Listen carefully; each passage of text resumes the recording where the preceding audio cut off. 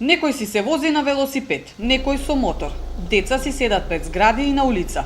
Овој постар тетовец пак, иако е свесен дека е полициски час и може да биде казнет, вели морал да се прошета поради здравствени проблеми со ногата. Па и полиција ќе му кажам, не можам, грч ми фаќа скроз. Ваќе ми се пушти крвата, да ми се пушта, знаеш?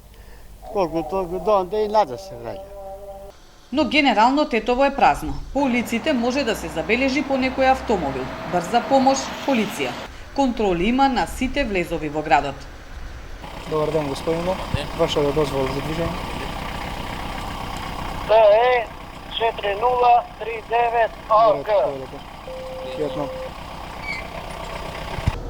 Екипата на Алфа направи обиколка и во околината на Тетово. Низ Мала Речица забележавме повеќе групирања на млади кои веднаш се разбегуваа.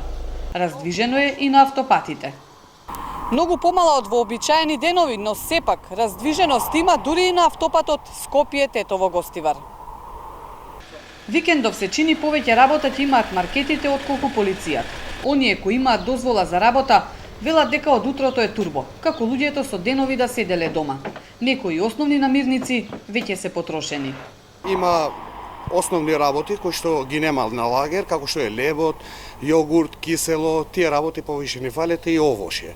Ако продолжи оваа ситуација, верувам дека нема и ние да можеме да стигнеме до кај сите наши купувачи, бидејќи нашата фирма, нашата компанија е голема компанија кој што имаме голем број на клиентели и така што верувам дека не ќе можеме да стигнеме до сите зашто ние не сме спремни за овој тип на работа, за онлайн.